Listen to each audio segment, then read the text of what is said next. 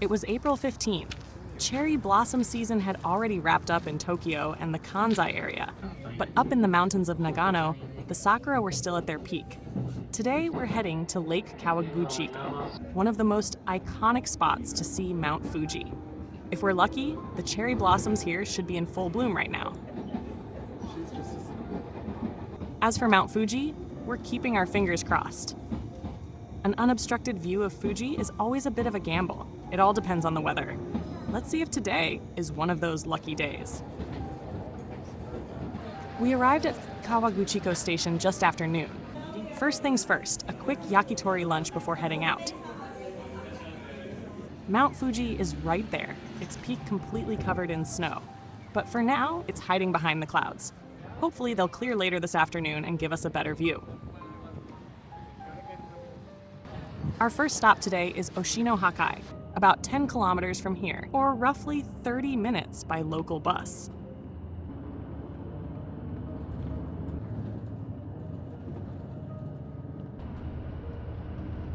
Oshino Hakkai, which means the 8 Seas of Oshino, is a small village tucked between Lake Kawaguchiko and Lake Yamanakako, right at the foot of Mount Fuji. The 8 ponds here are fed by snowmelt from Mount Fuji. The water slowly filters through layers of volcanic rock for over 80 years, which is why it's so incredibly clear. This spring water has been valued by locals for generations. The ponds are deeper than they look, filled with freshwater plants and big fish gliding through the water. It's the kind of place where you just want to stop and stare for a moment. By the time we got here, it was around 2 in the afternoon, and it was pretty crowded. The paths around the ponds were packed with visitors. There are lots of food stalls, souvenir shops, and small restaurants nearby selling local snacks and handmade goods. The smell of roasted sweet potatoes and toasted rice crackers fills the air. There's also a small open-air museum with a traditional thatched-roof farmhouse next to the largest pond, giving a glimpse of what life here used to be like.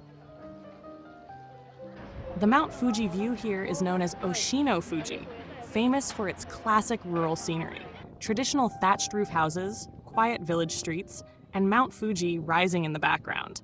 When the clouds clear, this is one of those places where old Japan charm and Fuji's presence come together perfectly. As for the cherry blossoms, it looks like we're still a few days away from peak here, but that's good news.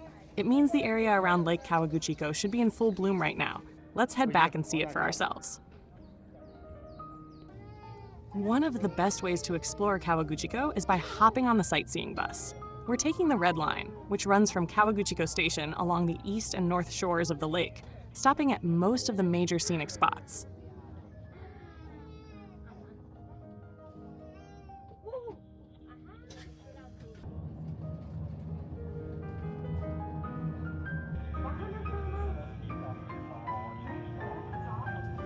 The full route is around 7 kilometers, but it's already 3 in the afternoon, so we've got about 2 hours before sunset. No rush though. We'll just take it slow and see how far we get. We're staying overnight in Kawaguchiko, so we can always continue the walk tomorrow morning, maybe even catch the lake in that soft morning light.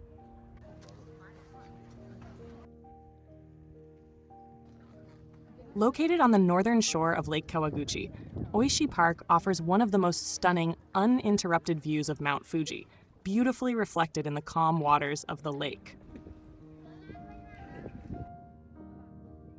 One of the highlights here is the 350-meter flower alley, a colorful pathway lined with seasonal blooms that change throughout the year.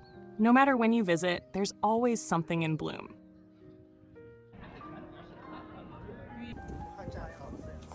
Oishi Park is also home to the Kawaguchiko Natural Living Center, where you can even join a hands-on jam-making workshop using locally grown fruits. And if you just want to sit back and take it all in, the cafe inside is the perfect place to grab a treat and enjoy panoramic views of Mount Fuji.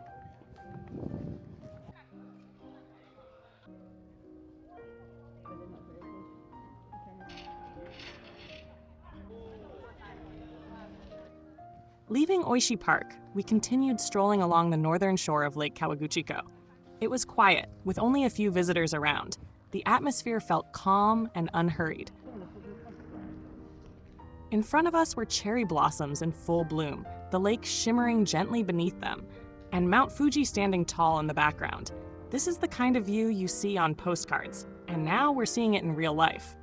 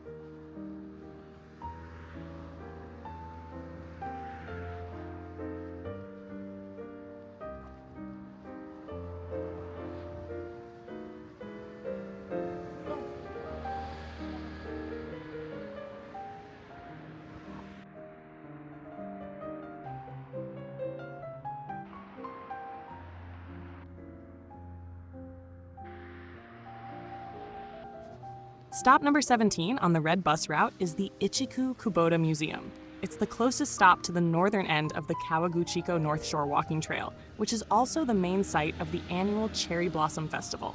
The festival wrapped up on Sunday, April 13th, and today is the 15th. So yes, we missed it by just 2 days. We may have missed the festival, but we definitely didn't miss the blossoms.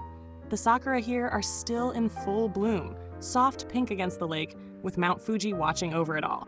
Sometimes that's more than enough.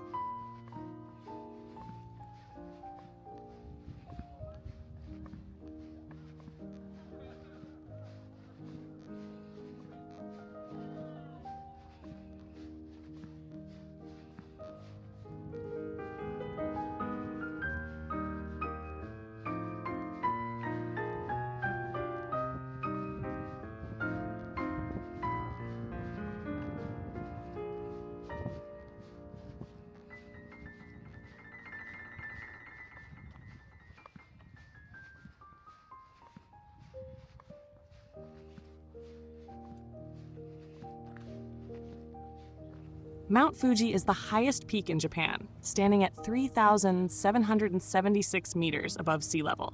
It's recognized as a UNESCO World Heritage Site and also designated as a special place of scenic beauty. In Shinto belief, Mount Fuji holds a sacred status and has been worshipped as a kami for centuries. Its immense height and near-perfect cone shape give it a presence that feels both powerful and elegant. It's not just famous in Japan, it has become a global symbol of the country itself. From the lakeside here, we have an incredible vantage point. Fuji rises majestically across the water, dominating the horizon on the opposite shore.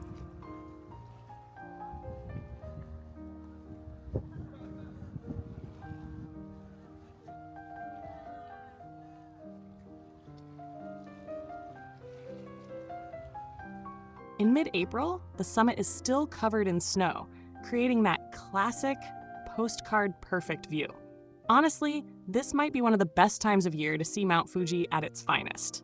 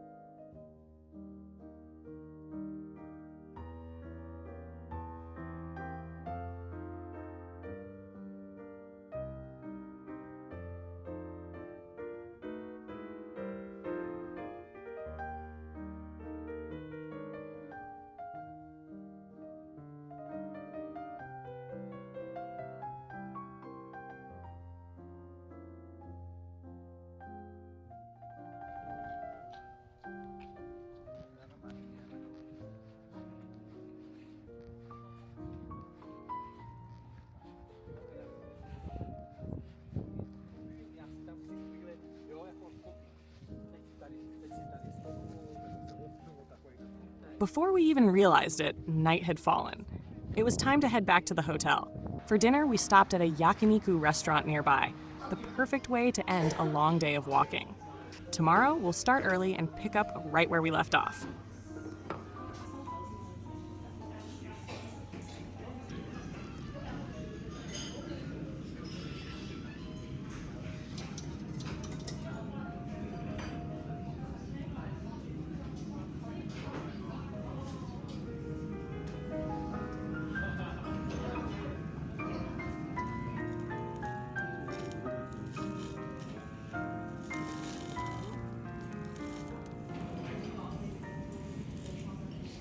Thanks for watching.